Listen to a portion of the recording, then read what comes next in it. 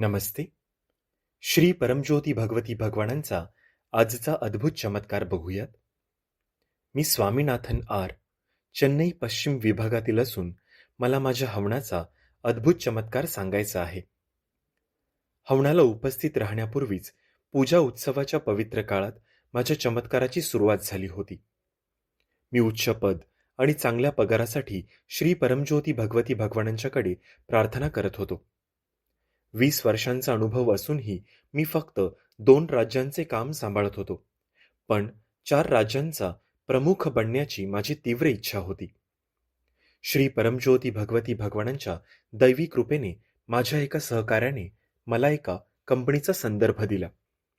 पहिली मुलाखत चांगली झाली नसली तरी एका आठवड्यात त्याच कागद उद्योगातील BILT लिमिटेड या दुसऱ्या कंपनीने मला दक्षिण भारतासाठी मॅनेजर कॉपियर आणि VAP या पदासाठी बोलावले.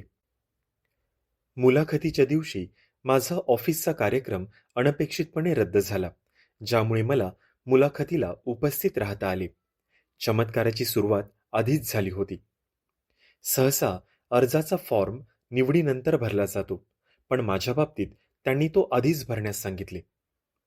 वाट पाहत असताना मी सतत माझे अंतर्यामीन श्री परमज्योती भगवती भगवानांसोबत संवाद साधत होतो.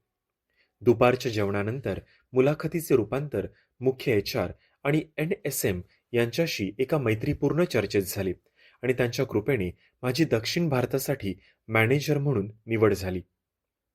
माझ्या जीवनाकडे मागे वळून पाहताना कधी काळी कॉलेज अर्धवट सोडून माउंट रोडवर ऑक्सफर्ड डिक्शनरी विकणारा मुलगा आज मी केवळ श्री परमज्योती भगवती भगवानांच्या असीम कृपेमुळे दक्षिण भारताचा प्रमुख म्हणून उभा आहे.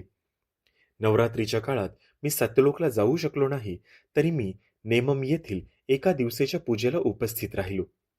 तिथे मला त्यांच्या दैवी अस्तित्वाची प्रबळ जाणीव झाली. चेंबर प्रक्रियेदरम्यान श्रीमूर्तीमधील श्री अम्मांनी मला प्रेमाने तमिळमध्ये आत बोलावले आणि विचारले, "वांगा मॅनेजर सर एप्पाडीरू का?"